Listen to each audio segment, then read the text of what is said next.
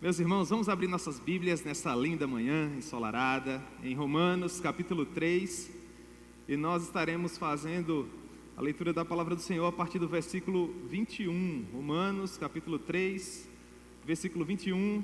Nós estaremos pensando um pouco hoje pela manhã com base no tema a justificação pela fé. Se Deus permitir, nós vamos dar continuidade a nossa breve série de mensagens na epístola do apóstolo Paulo aos Romanos. Nós já estivemos tratando do grande tema do pecado. Vamos fazer a nossa última revisão com base nessa cadeia temática que vai do capítulo 1 ao capítulo 3. Vamos entrar de uma vez por todas finalmente no tema da justificação pela fé, e avançando nesse tema até o capítulo 11 no nome de Jesus. Portanto, Romanos capítulo 3, a partir do versículo 21, a palavra do Senhor nos diz assim: mas agora sem lei se manifestou a justiça de Deus, testemunhada pela lei e pelos profetas, justiça de Deus mediante a fé em Jesus Cristo, para todos e sobre todos os que creem, porque não há distinção, pois todos pecaram e carecem da glória de Deus, sendo justificados gratuitamente por sua graça, mediante a redenção que há em Cristo Jesus, a quem Deus propôs no seu sangue, como propiciação mediante a fé, para manifestar a sua justiça, por ter Deus, na sua tolerância, deixado impunes os pecados anteriormente cometidos, tendo em vista a manifestação da sua justiça no tempo presente, para ele mesmo ser justo e o justificador daquele que tem fé em Jesus. Onde, pois, a jactância foi de todo excluída. Por que lei? Das obras? Não, pelo contrário, pela lei da fé. Concluímos, pois, que o homem é justificado pela fé, independentemente das obras da lei. É porventura Deus somente dos judeus? Não é também dos gentios? Sim, também dos gentios, visto que Deus é um só, o qual justificará por fé o circunciso e mediante a fé o incircunciso. Anulamos, pois, a lei pela fé? Não, de maneira nenhuma. Antes, confirmamos a lei. Amém? Deus possa propor a sua palavra ao nosso coração. Vamos orar, irmãos, em nome de Jesus. Senhor, nós amamos o Senhor e rogamos o teu favor para que, de uma maneira simples, de uma maneira objetiva, o Senhor possa nos ensinar efetivamente aquilo, ó Pai, que era o objetivo do apóstolo Paulo ao nos escrever esse texto maravilhoso que nós estivemos lendo nesse momento. Portanto, seja misericordioso para conosco e nos ajuda no nome de Jesus. Amém. Muito bem, irmãos, nós estivemos estudando, nas últimas oportunidades que tivemos de ocupar o púlpito aqui da nossa amada igreja, a doutrina do pecado dentro da teologia paulina, dentro dessa epístola que ele escreveu à igreja de Roma. Nós sabemos que o tema da epístola do apóstolo Paulo aos Romanos é a justificação por meio da fé. Ele diz isso no capítulo 1, verso 16 e 17. Mesmo antes de iniciar a temática da ordem da salvação, do plano de salvação, que vai do capítulo 1 até o capítulo 11, o apóstolo Paulo diz àquela comunidade, a qual ele não havia conhecido pessoalmente até então, que não importando a maneira como aquelas pessoas interagiriam com a mensagem, que ele próprio, o apóstolo Paulo, não se envergonhava dessa mensagem, porque ele tinha certeza absoluta que essa mensagem era o poder de Deus. Então, para que a igreja de Roma viesse a valorizar o que de fato Paulo estava prestes a lhe ensinar, aprove a ele começar com a doutrina do pecado, porque em último caso nós só temos condições de valorizar o antídoto, nós só temos condições de valorizar o medicamento quando nós temos ciência da nossa doença, quando nós temos ciência do perigo que nos espreita. Portanto, como a igreja de Roma era composta por gentios e por judeus, o apóstolo Paulo, no primeiro momento, lá no capítulo 1, deixa claro que os gentios estavam alienados para com Deus, que os gentios também haviam pecado, de modo que no capítulo 2 ele faz a mesma coisa com os judeus. No capítulo 1 ele faz isso por meio da criação, ele diz que a ira de Deus se manifesta do céu contra toda sorte de impiedade e perversão dos homens que detêm a verdade pela injustiça, porque aquilo que de Deus se pode conhecer é manifesto na criação. Meus irmãos, o volume está muito alto? Tá não, né? Muito bem. Porque aquilo que de Deus, Matos já queria ajeitar, tá não, Matos? Porque aquilo que de Deus se pode conhecer é manifesto na criação. E por que a glória de Deus se manifesta na criação? Porque Deus quis assim. E por meio da criação, Paulo nos diz no capítulo 1, que Deus se manifesta a nós claramente através dos seus atributos invisíveis, assim por meio do seu eterno poder, como também das próprias coisas que foram criadas. E nós, que somos gentios, leia-se, todo aquele que não é judeu é gentio. Nós somos brasileiros, somos gentios. Por causa disso, todos nós somos indesculpáveis. Por quê? Porque tendo conhecimento de Deus, através de tudo isso que foi criado, nós não glorificamos como Deus. Pelo contrário, nós estamos sempre construindo deuses de acordo com os nossos interesses. Às vezes o meu Deus é o meu namorado, ou a minha esposa, às vezes o meu Deus são os meus filhos, ou a minha casa bacana, o meu carro do ano, o meu concurso público, o dinheiro que eu tenho no banco, enfim. O João Calvino dizia que o coração humano é uma grande fábrica de ídolos, e se nós não guardarmos o coração, nós vamos substituir o lugar que é devido apenas a Deus. Por causa disso, por conta da nossa idolatria, Paulo diz que Deus entregou os homens a um sentimento reprovável, para que eles viessem a achar que estavam no controle das suas vidas, quando na verdade eles não estavam. Deus simplesmente lhes abandona na sua própria sorte, Deus simplesmente lhes abandona na sua própria escuridão. E quando isso acontece, as paixões infames, para usar um termo do apóstolo Paulo, dominam a nossa mente e o nosso coração. E elas se manifestam através dos pecados que nós cometemos. E Paulo, no capítulo 1, nos dá uma lista meramente exemplificativa dos pecados que aquelas pessoas que estão abandonadas à sua própria sorte cometem. Mas não apenas cometem, Paulo diz no versículo 32, elas têm prazer em cometer. Porque em último caso é isso que diferencia aquele que vai estar no céu com Jesus daquele que infelizmente vai sofrer eternamente no inferno. Quem vai estar no céu peca, mas o pecado é um acidente, o pecado lhe causa pavor, o pecado lhe retira o sono, o pecado lhe retira a paz, porque ele é uma nova criatura. Mas quem não é uma nova criatura tem prazer no pecado, até agenda pecado. Quais seriam, portanto, esses pecados que para Deus são uma abominação? No primeiro momento, as relações sexuais ilícitas. Paulo trata, sobretudo, das relações de ordem homossexual, do versículo 24 até o versículo 27, mas depois, a partir do versículo 28, ele traz uma lista de N outros pecados. Quais sejam? Injustiça, malícia, avareza, maldade, inveja, homicídio, contenda, dolo, malignidade. Meu Deus, tem que tomar fôlego, não é, irmãos? Desobediência, insensatez, perfídia, falta de afeição natural, falta de misericórdia, falta do conhecimento de Deus, coisas terríveis. As pessoas que praticam essas coisas são passíveis de morte, condenação eterna. Então Paulo prova que os gentios estão em condenação. Esse é o argumento. Os judeus, eles eram diferentes, porque os judeus eram um povo da aliança. Vocês lembram disso muito bem, isso é uma mera revisão. Quais eram os 3 alicerces sobre os quais os judeus se orgulhavam em detrimento dos gentios? Por que os judeus se achavam melhores que os gentios? Em primeiro lugar, porque eles eram descendentes de Abraão. Em segundo lugar, porque eles haviam recebido a lei. E em terceiro lugar, porque eles haviam recebido a circuncisão. No capítulo 2, para provar que os judeus também precisavam da mensagem que ele estava prestes a pregar, Paulo também prova que os judeus estavam em pecado.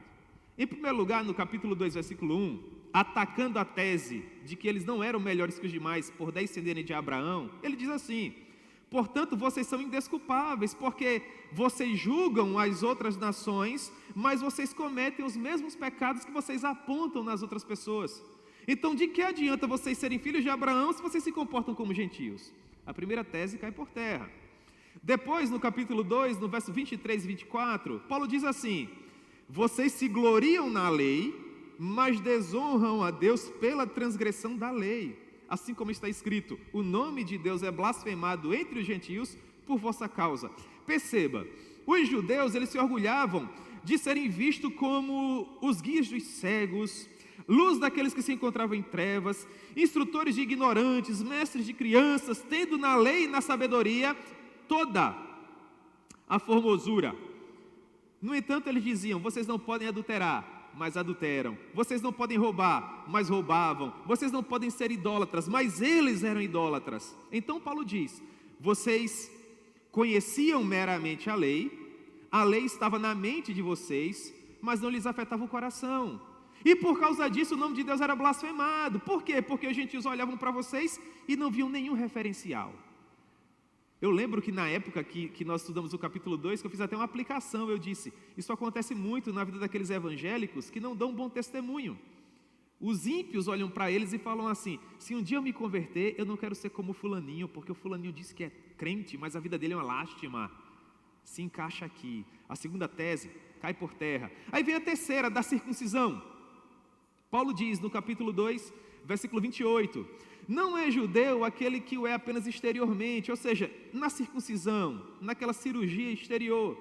Nem é circuncisão a que é somente na carne, mas judeu de fato é aquele que o é interiormente. E circuncisão de fato não é aquela do prepúcio, do órgão masculino, mas aquela que é do coração. Esse povo me louva com os lábios, mas o seu coração está longe de mim. Seria uma espécie de judeu nominal, assim como há também os crentes nominais nos dias atuais. Está provado, os judeus também estão em pecado. No capítulo 3, se colocando no lugar de um judeu que estava lendo essa carta ou ouvindo essa carta, Paulo diz assim no versículo 1, qual é, pois, a vantagem de ser um judeu? E nós aprendemos que a grande vantagem do povo de Israel foi ter recebido a palavra de Deus. O povo de Israel sempre foi um povo que teve esperança, porque a eles foram confiados os oráculos de Deus, a palavra de Deus. E Paulo diz que, do verso 5 ao verso 8 do capítulo 3, se essa palavra não teve o poder de fazer a transformação que deveria ter feito, o problema não está em Deus, porque Deus é perfeito, mas o problema está nos judeus, que não foram trabalhados pela palavra de Deus. Aquela relação, né? Soberania de Deus versus a responsabilidade humana.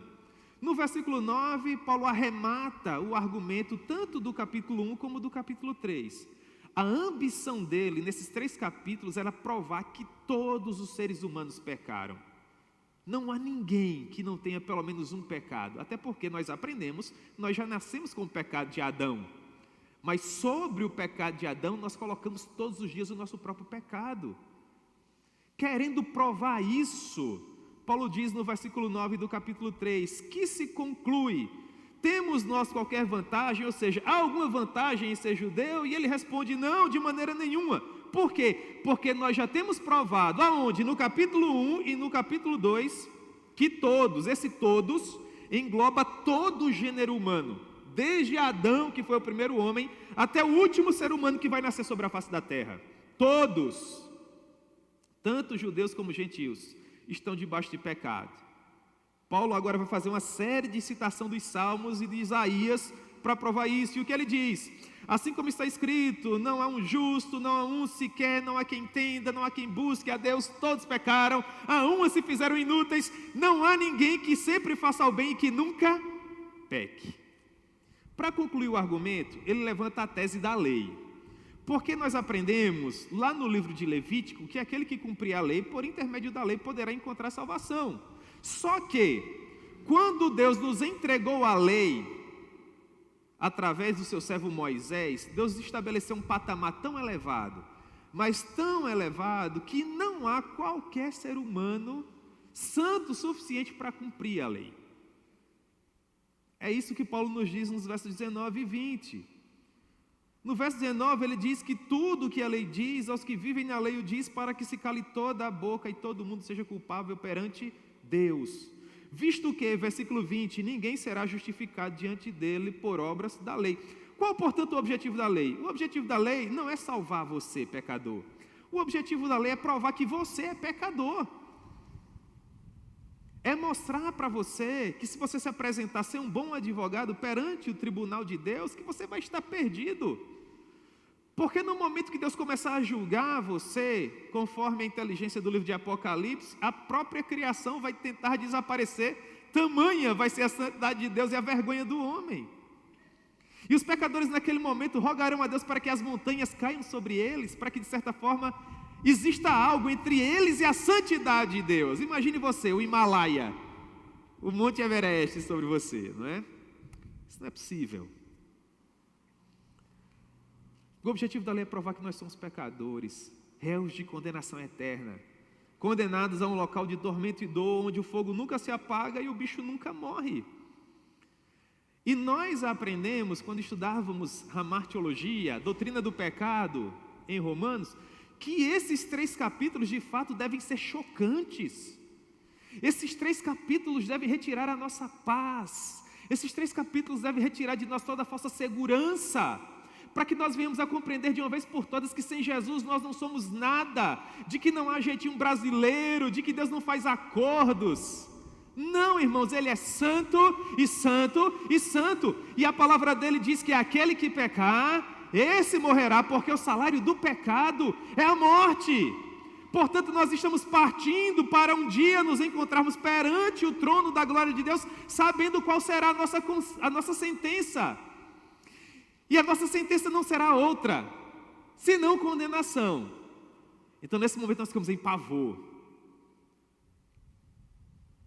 Mas louvado seja o nome do Senhor, porque nós chegamos agora ao versículo 21, e aqui nós encontramos o remédio, e aqui nós encontramos o lenitivo, e aqui nós encontramos o bálsamo, porque finalmente, depois que Paulo nos provou que nós somos miseráveis, réus de uma condenação certa, justa e eterna, finalmente ele vem com a conjunção adversativa, que significa que ele mudou de ideia, que significa que ele vai dar uma reviravolta no argumento.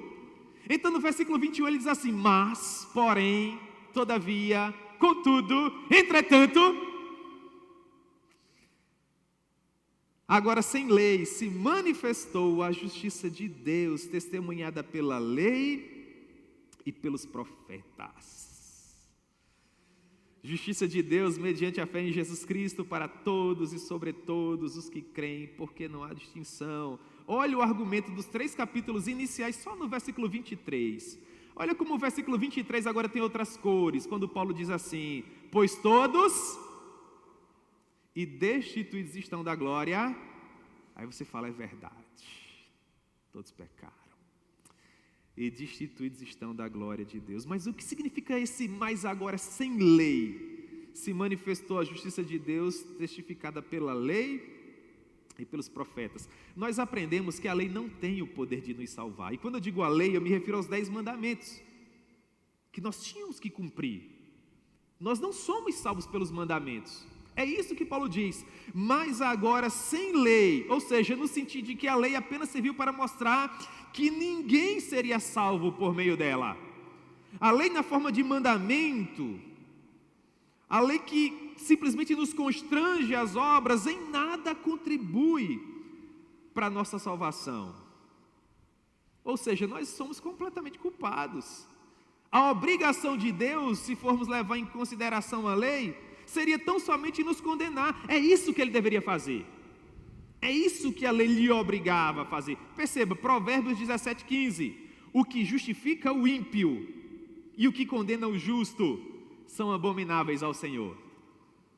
O ímpio tem que ser condenado e o justo tem que ser absolvido. Mas quem é justo? Essa era a indagação que consumia o patriarca Jó. Jó estava lá, naquele suplício, e ele se perguntava assim: quem do imundo poderá tirar o puro? E ele dizia: ninguém. Quem? É por isso que ele diz: eu preciso de um árbitro, eu preciso de um juiz que esteja entre mim e ti. Quem é esse juiz? Que segundo Jó teria que ter olhos de carne. Ah, irmãos, o mediador, não é? Para fazer a ponte. Que coisa preciosa. Deus diz em Êxodo 23:7: eu jamais justificarei o ímpio. Mas nós sabemos que somos perdoados. Nós estamos aqui agora em paz. E é justamente nesse ponto que reside o cerne do Evangelho. O ponto central do Evangelho é esse. Qual seria? Como Deus pode perdoar o pecador sem sacrificar a sua justiça? Porque Deus é santo, e santo, e santo, e a sua palavra diz que Ele não justifica o ímpio. Ele diz que o salário do pecado é a morte, morte eterna. Então essa era a dúvida que consumia os judeus ortodoxos. Essa era a dúvida que preocupava o coração recém-convertido do apóstolo Paulo. Não é à toa que ele ficou 3 anos na Arábia para compreender, para encontrar a resposta. Essa era a dúvida que consumiu o coração do Martinho Lutero, que fez com que ele revolucionasse a igreja no século XVI, com a reforma continental, com a reforma protestante. Porque o Martinho Lutero, que servia a Deus, indo até Romanos capítulo 3, versículo 20, dizia assim: eu não amava a Deus, na verdade eu odiava aquele Deus que só punia os pecadores, e com um murmurar monstruoso, silencioso e até blasfemo, eu me enfurecia contra Deus. Por quê? Porque o Martinho Lutero queria ser santo o suficiente para ter paz. Então o monge reitor mandava o Martinho Lutero limpar o corredor do seminário, e o Martinho Lutero deixava o corredor brilhando como se fosse esse porcelanato, só que o piso era de pedra rústica, porque por meio das suas obras ele queria glorificar a Deus. Mas daí a pouco o chão estava sujo, e o Lutero via a sua imperfeição, e o Lutero pecava com aquilo que ele falava, e pela maneira com que ele gesticulava, e o Lutero pecava até quando ele pensava, e ele se confessava com o seu reitor todos os dias, várias vezes por dia, até que finalmente aquele padre olha nos olhos do Lutero e fala assim: olha, Lutero, a menos que você mate a sua mãe, só volte aqui daqui a uns 30 dias, eu não aguento mais ouvir você. E ele diz que vivendo no meio desse tormento, finalmente, pela misericórdia de Deus, meditando de dia e de noite, finalmente ele encontrou o texto de Romanos capítulo 1, versículos 16 e 17. E ele diz que deu atenção ao contexto daquelas palavras, a saber, mas o justo viverá pela fé. E ele diz que passou a golpear aquele texto de dia e de noite, de dia e de noite, de dia e de noite, até que finalmente ele começou a entender que a justiça de Deus é aquela pela qual o justo vive por um dom, por um presente de Deus. Em outras palavras, pela fé. Nós não temos que fazer absolutamente nada, porque alguém já fez tudo por nós. Nós só nos apropriamos daquilo que alguém fez, por meio da fé. Quando Lutero compreende disso, ele diz assim: nesse momento eu senti como se de fato eu finalmente tivesse nascido de novo, e agora eu sentia como que se eu pudesse entrar pelos portões do paraíso, porque eles se encontravam abertos. Que coisa fantástica! Portanto, toda essa jornada da teologia fora justamente para responder essa pergunta tão profunda, e que se iniciou no desenvolvimento dessa doutrina, que pouco depois receberia o nome de justificação por meio da fé, e que Paulo magistralmente reitera, não é? Aqui no capítulo 3, porque ele já disse lá no capítulo 1, versículo 17, você lembra? Mas o justo viverá pela fé. Então ele primeiro fala de tudo que o pecado tem poder para fazer, e agora ele retoma o que ele já tinha dito lá no capítulo 1, ele retoma o tema da carta, só que agora ele nos entrega, ele nos propõe o objeto da nossa fé. No que é que nós devemos depositar a nossa confiança? Ele diz no capítulo 1, você vai viver pela fé, mas fé em quê? Ele diz que nós viveríamos pela fé, e depois mostra que tudo que nos espera é o inferno. É como que se ele tivesse nos jogado lá nas fossas marianas, 11 quilômetros de profundidade, no meio de abismos infernais, toneladas e toneladas de água salgada no mar Índico. E quando você está prestes a se afogar, ele joga para você um escape, uma boia, o objeto da sua salvação. E onde se encontra? Irmão, se encontra no versículo 22, quando ele diz assim: justiça de Deus por meio, justiça de Deus através, justiça de Deus mediante a fé em quem? Em Jesus Cristo. Em Jesus Cristo, mas agora sem lei, se manifestou a justiça de Deus, testemunhada pela lei. Perceba, a primeira palavra lei, do versículo 21, diz respeito aos mandamentos, que nos condenam. Mas a segunda palavra lei, diz respeito a todo o Antigo Testamento. Então no primeiro momento Paulo diz assim, mas agora sem lei, ou seja, sem confiar nos 10 mandamentos, se manifesta a justiça de Deus, que salva. Justiça de Deus que não é alienígena, justiça de Deus que não é um plano B, justiça de Deus que não é inventada, não, justiça de Deus testemunhada por todo o Antigo Testamento. Leia-se, testemunhada pela lei ou seja, de Gênesis até Deuteronômio, e pelos profetas, de Juízes até Malaquias. Justiça de Deus, mediante a fé em Jesus Cristo. Aí de uma maneira magnífica, Paulo nos diz assim em Colossenses capítulo 1, versículo 26. O mistério que estivera oculto dos séculos e das gerações, agora todavia se manifestou aos seus santos, aos quais Deus quis dar a conhecer qual seja a riqueza da glória desse mistério entre os gentios, isto é, devia ser escrito com letras douradas. A gente devia colocar numa moldura, na sala de estar de casa, o texto que diz: Cristo em nós, a esperança da glória. Cristo em nós, a esperança da glória, o qual nós anunciamos, advertindo a todo homem, ensinando a todo homem em toda sabedoria, a fim de que apresentemos todo o homem perfeito em Cristo Jesus. A fé que nos salva não é uma fé geral, muito menos uma fé sem um conteúdo definido. A fé que nos salva é a fé que é dirigida, única e exclusivamente ao Senhor Jesus. Jesus Cristo deve ser visto de maneira eficaz como Redentor e Propiciador, único e suficiente Salvador de todos nós, porque essa é a única maneira que Ele deve ser adorado. Se você observar Jesus como um grande professor, você estará no inferno. Se você observar Jesus como um grande profeta, você estará no inferno. Se você observar Jesus como um homem de muita sabedoria, que abençoou muitas pessoas e salvou muitas vidas, você estará no inferno. Esse tipo de Jesus não tem o poder de salvar você. Você precisa observar Jesus como o cordeiro que sangra.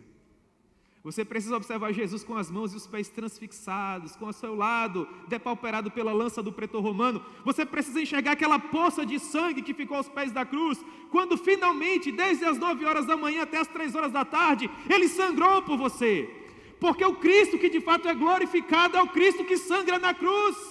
As pessoas querem tirar a cruz do Evangelho, querem amenizar essa mensagem para que ela deixe de ser chocante. Ela não pode deixar de ser chocante. Você não está aqui à toa, você não está aqui de graça, você está aqui porque Ele pagou o preço por você.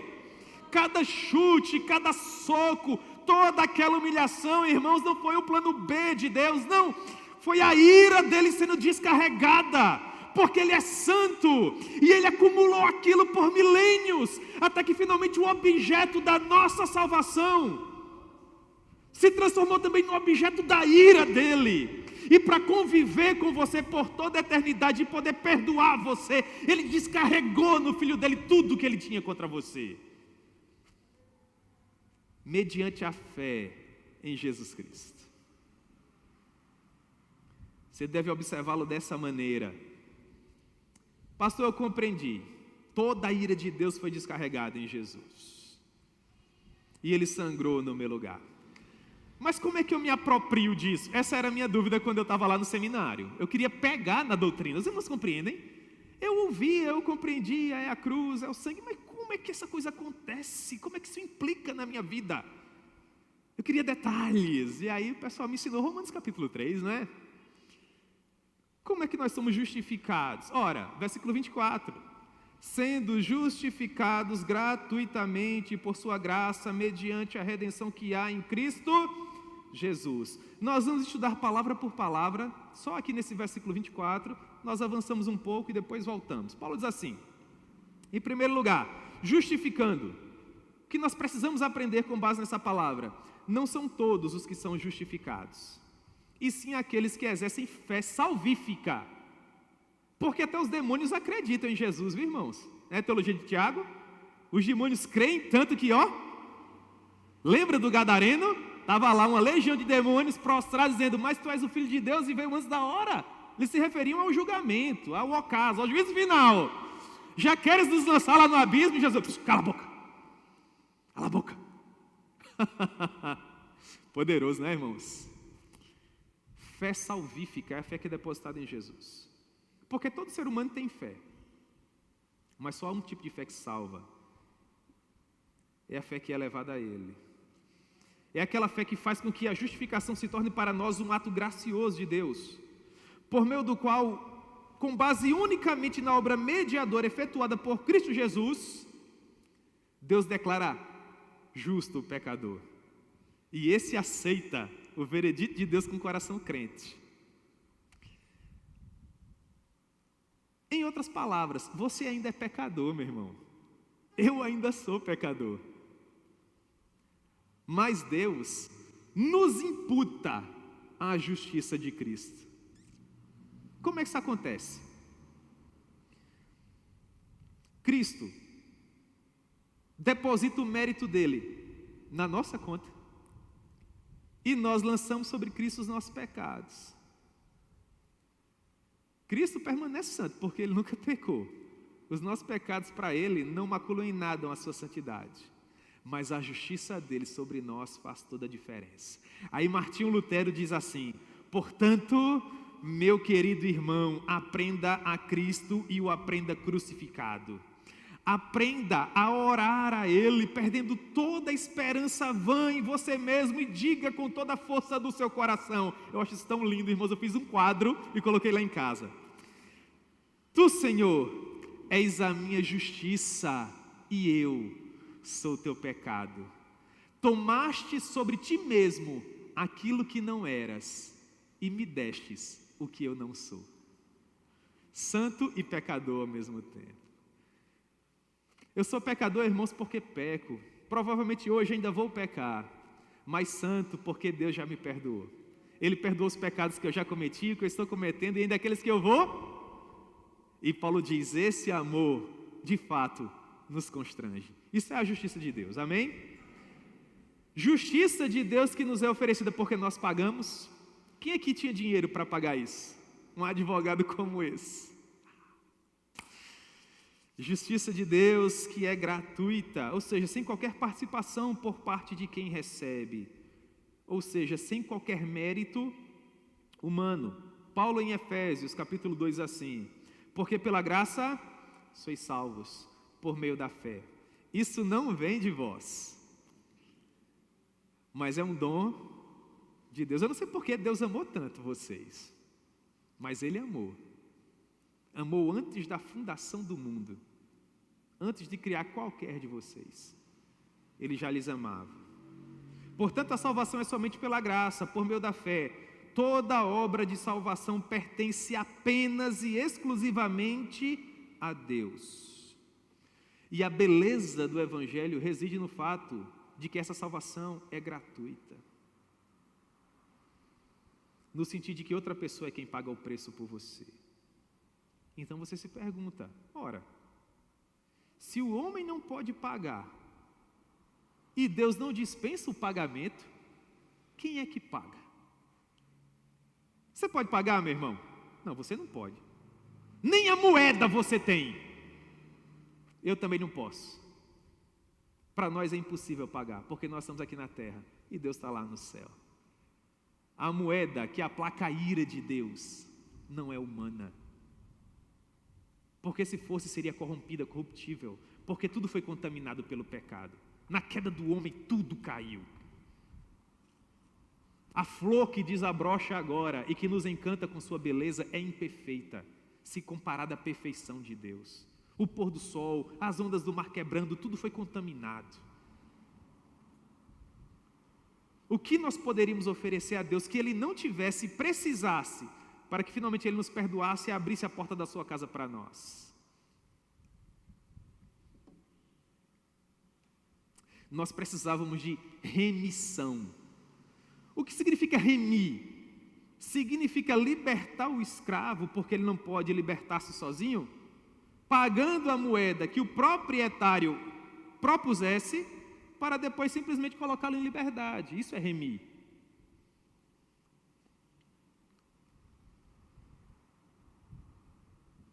É Cristo quem paga. É dessa maneira que nós somos perdoados, sendo justificados gratuitamente por sua graça, mediante a redenção, mediante o livramento por meio do pagamento de um resgate, que livra da culpa, do castigo e do poder do opressor. Como Cristo paga? Paulo diz assim em Colossenses capítulo 2: E a vós outros que estáveis mortos pelas vossas transgressões e pela incircuncisão da vossa carne, Ele vos deu vida juntamente com Ele, perdoando todos os vossos delitos. Isso é remissão. Tendo cancelado o escrito de dívida que era contra nós e que constava de ordenanças, leia-se, os mandamentos da lei, o qual nos era prejudicial, Ele removeu-os inteiramente da nossa conta, encravando-os aonde? Na cruz. Foi na cruz que Ele pagou. E é por isso que o apóstolo Pedro diz assim, que nós não somos salvos da nossa vã maneira de viver, com prata ou com ouro, que são moedas corruptíveis. Palavras exatas de Pedro: sabendo que não foi mediante coisas corruptíveis, como prata ou ouro, que vocês foram resgatados do vosso fútil procedimento, mas pelo precioso sangue de Jesus, como de um cordeiro sem defeito e sem mácula, o sangue de Cristo. É o sangue de Cristo que paga o preço. Por isso que se chama morte vicária. Você já ouviu essa expressão, morte vicária? O que ela significa? Morte substitutiva. Você deveria sangrar, você deveria morrer. Cristo ocupa o seu lugar e morre por você. E tudo que você faz é se apropriar desse sacrifício por meio da fé. Apenas isso. Apenas isso. Portanto, o preço foi pago. Redenção significa o derramamento do sangue de Cristo para salvar as nossas vidas na cruz do Calvário. É por isso que a mensagem da cruz é a mensagem central do Evangelho. Porque se a cruz ensanguentada de Jesus não for pregada, o pecador não tem condições de olhar para aquele cenário horroroso, de tanta dor e vergonha, dizendo assim: isso foi por mim. Isso tem que lhe constranger, tem que mudar a sua vida, tem que lhe tornar uma nova criatura. Você tem que compreender o que de fato é amor, porque sem isso, meu irmão, você vai continuar na sua vida vã. Você tem que ser transformado pela visão da cruz. Quando Paulo escrevia a epístola aos Gálatas, em dado momento parte da igreja estava se desviando por causa dos judaizantes, vocês lembram? Então lá no capítulo 3, Paulo diz assim: ó insensatos Gálatas, quem foi que vos fascinou? Quem foi que vos seduziu? De modo que vocês estejam abandonando a mensagem da cruz por qualquer uma outra coisa. E ele continua: o que foi que vocês viram que para vocês se tornou mais importante que a mensagem da cruz? Será que vocês vão começar no espírito e vão terminar na carne? Quando nós estamos pecando deliberadamente, essa é a pergunta que nós precisamos fazer. Será que isso que tem me seduzido é mais importante que a cruz ensanguentada do meu Redentor, a ponto de que eu venha trocar o que o meu rei fez por mim por isso? Se comparado à cruz do Senhor Jesus, irmãos, tudo mais perde o valor. Porque se não fosse Ele, não existiria absolutamente nada. A nossa vida seria tão somente escuridão, vazio e tristeza. Mas o preço foi pago. O preço foi pago. A proposta foi feita e foi aceita. Versículo 25: a quem Deus propôs no seu sangue, como propiciação mediante a fé, para manifestar Deus a sua justiça, por ter Deus na sua tolerância deixado impunes os pecados anteriormente cometidos. Para entender propiciação, se faz necessário entender o que é o pecado. A gente já estudou, não é o pecado? Mas um resumo de 4 perguntas. Primeira delas: Deus foi bastante claro com o homem quando falou das consequências do pecado? Foi. Deus foi bastante claro. Ele diz assim: e o Senhor Deus lhes deu essa ordem quando os colocou no jardim do Éden: de toda a árvore do jardim vocês podem comer livremente, menos da árvore do conhecimento do bem e do mal, porque no dia que vocês comerem dessa árvore, vocês certamente morrerão. Qual a consequência? O homem foi lá e tomou do fruto e comeu. O que foi que esse pecado? Olha o conceito. Deus disse: não pode. O homem diz assim, pode. Quando o homem está para além do limite que Deus estabelece, o homem está sendo o seu próprio Deus. O homem está dizendo assim para Deus, eu não tenho prazer nos teus limites, eu não tenho prazer nas tuas leis, eu vou fazer os meus limites, eu vou fazer as minhas leis. É como um jovem que está namorando, um jovem crente está namorando, e o jovem cristão está namorando, ele sabe o que pode e não pode fazer no namoro. Sabe ou não sabe, irmãos? Sabe. Mesmo sabendo o que ele pode e não pode fazer, o jovem cristão, dentro do meu exemplo, vai lá e faz o que não deve. O que é que esse jovem está dizendo deliberadamente para Deus? Eu não tenho prazer nos teus limites, eu não tenho prazer nas tuas regras, quem manda na minha vida sou eu pego onde eu quiser, eu toco onde eu quiser, eu faço o que eu quiser, eu sou o meu Deus, eu sou o Senhor do meu destino, eu sou o capitão da minha alma. Foi o que Adão fez. Qual é a consequência? Todas as almas pertencem a mim, diz o Senhor, Ezequiel capítulo 18, versículo 4. A mim pertence a alma do Pai, e a mim pertence a alma do Filho, mas a alma que pecar, essa morrerá. Qual é a extensão do pecado? Adão morreu porque pecou. Quem mais morreu? Paulo acabou de provar, a gente acabou de ler.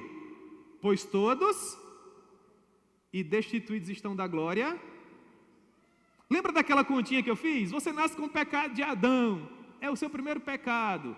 Você comete 3 pecados por dia, a gente comete mais, 3 pecados por dia. Em 30 dias, 90 pecados, em 10 meses, 900, em um ano, 1000 pecados. Quantos anos você tem? Olha o tamanho do teu problema. Qual a solução? A solução é muito simples, Levítico 17:11. A vida da carne está no sangue, e o sangue tem que ser derramado no altar, para fazer expiação pela vossa alma, porque só o sangue fará expiação por vossa vida. Aí vem o comentário de Levítico no Novo Testamento, que é o livro de Hebreus. Hebreus é um comentário de Levítico.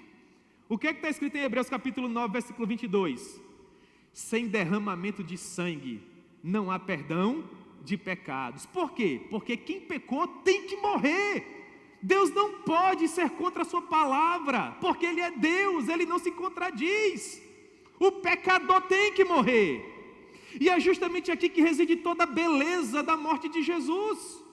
Por quê? Porque todos aqueles animais que morriam no Antigo Testamento apontavam para o sacrifício de quem? De Jesus.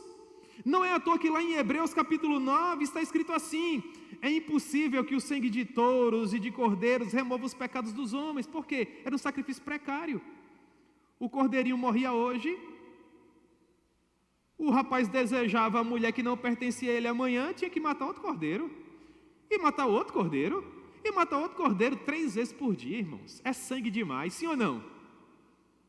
E todo esse sangue perdoava de uma vez por todas os pecados, porque é impossível que o sangue de touros e de bodes remova pecados. Por isso, ao entrar no mundo, Jesus disse assim para o Deus Pai: sacrifício e oferta não quisestes, mas em um corpo tu me formastes. Não te deleitastes com holocaustos e ofertas pelo pecado. Então eu disse, Jesus dizendo para o Pai: eis aqui estou, para fazer, ó Deus, a tua vontade.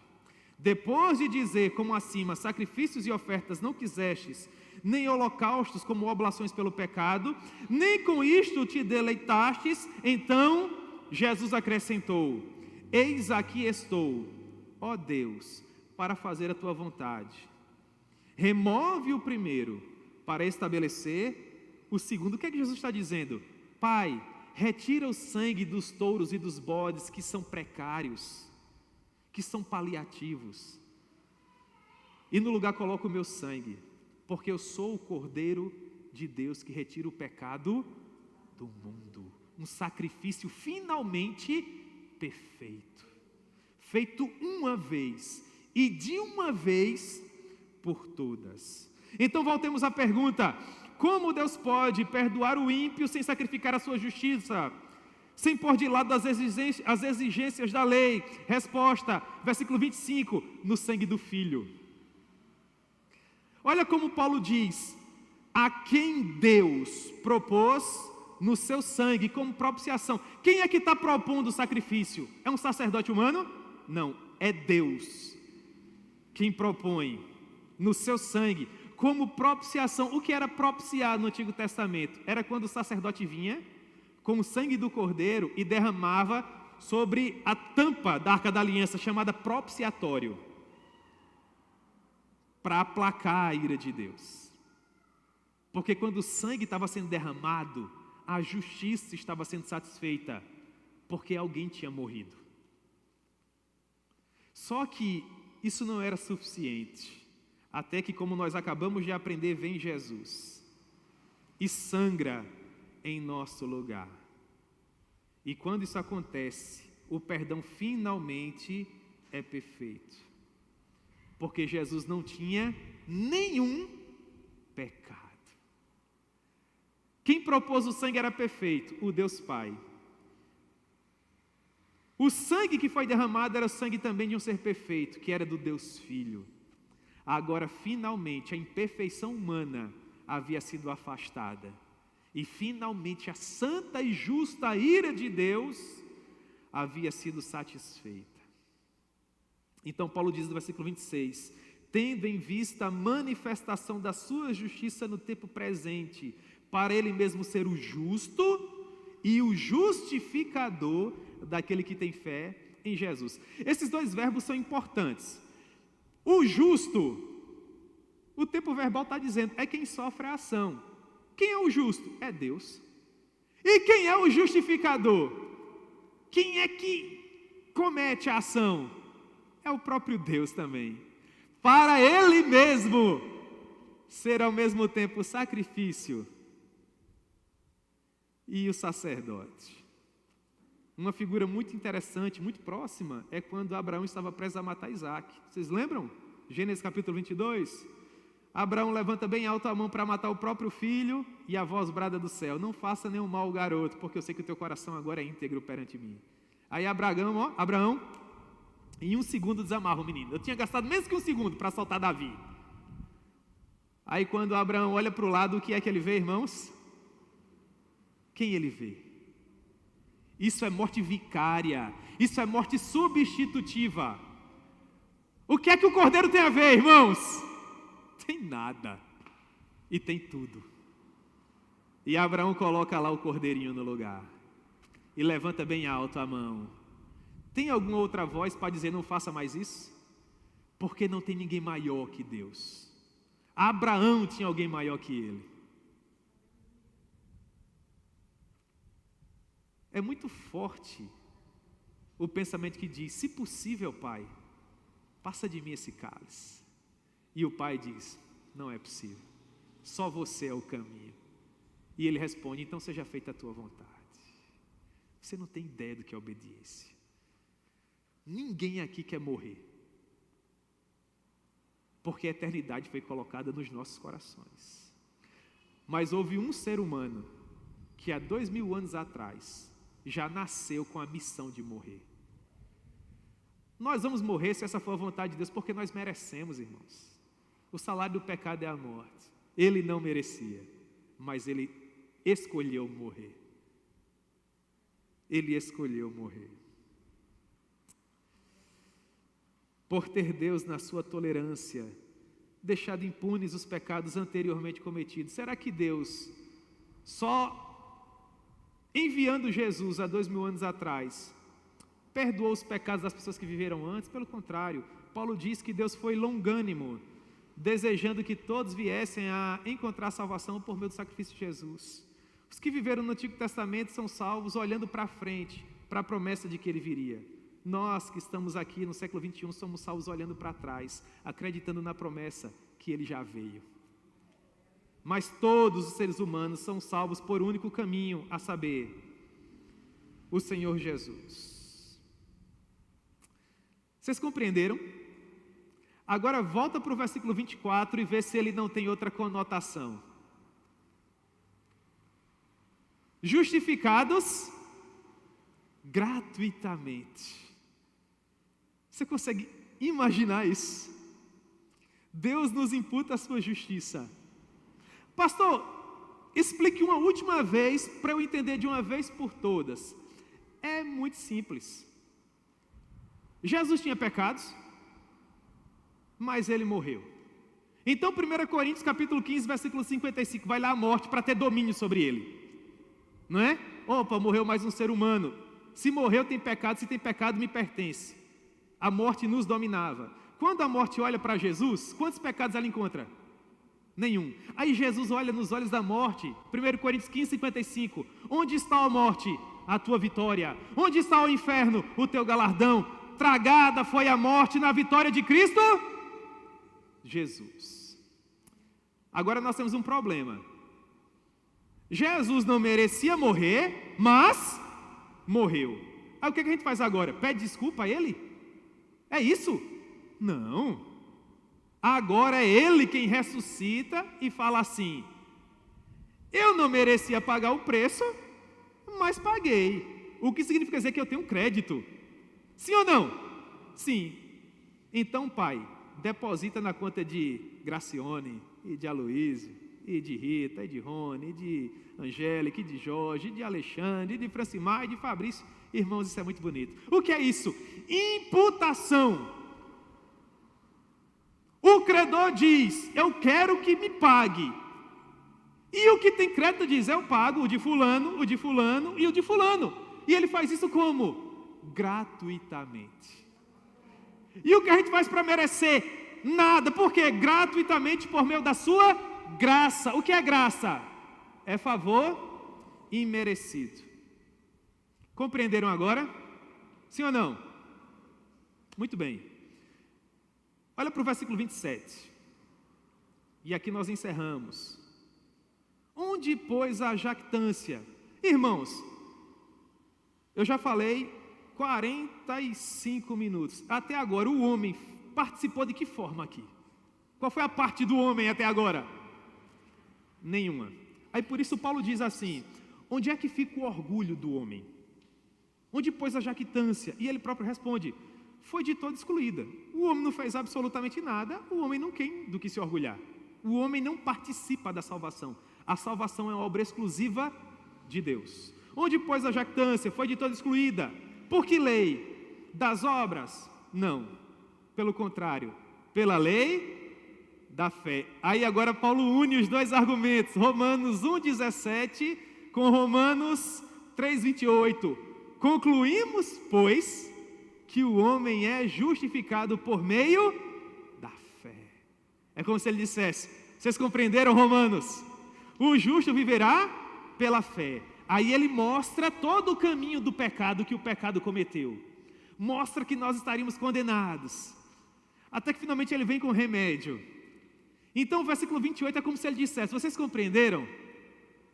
Nós somos justificados por meio da fé. Concluímos, pois, que o homem é justificado por meio da fé, independentemente das obras da lei. Como a igreja era formada de judeus e de gentios, ele diz assim: é porventura Deus somente dos judeus? Não é também dos gentios? E ele responde: sim, também dos gentios. Versículo 30, visto que Deus é um só, o qual justificará por fé o circunciso, leia-se, o judeu, e mediante a fé o incircunciso, que somos nós, os gentios. Os judeus agora poderiam ter uma dúvida, dizendo assim: então quer dizer que o Antigo Testamento não significa nada? O Antigo Testamento não serve para nada? Aí Paulo responde com duas frases. É um escritor brilhante, né, irmãos? Meu Deus. Mas ele também estava sendo inspirado pelo Espírito Santo.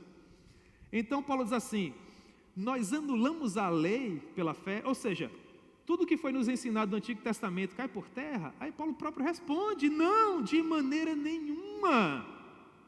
Antes nós confirmamos a lei. O que é que a lei diz? Que nós não podemos pagar por nossa própria salvação, que precisamos de um sacrifício suficiente para aplacar a ira de Deus e perdoar o nosso pecado. E a lei nos diz que um dia se levantaria um profeta maior que Moisés, e nós daríamos ouvidos a ele. E a lei nos diz que um dia da raiz de Jessé surgiria um renovo. E a lei nos diz que um dia nasceria um menino, e o governo estaria sobre os seus lombos, e ele seria chamado Maravilhoso Conselheiro, Deus Forte, Pai da Eternidade, Príncipe da Paz. E esse menino veio? Sim, ele veio.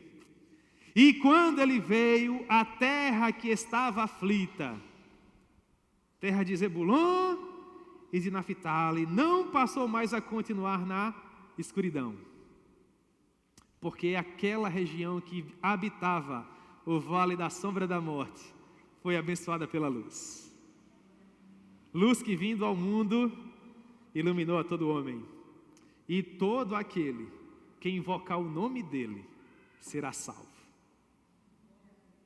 Todo aquele que invocar o nome dele será salvo. Amém, meus irmãos?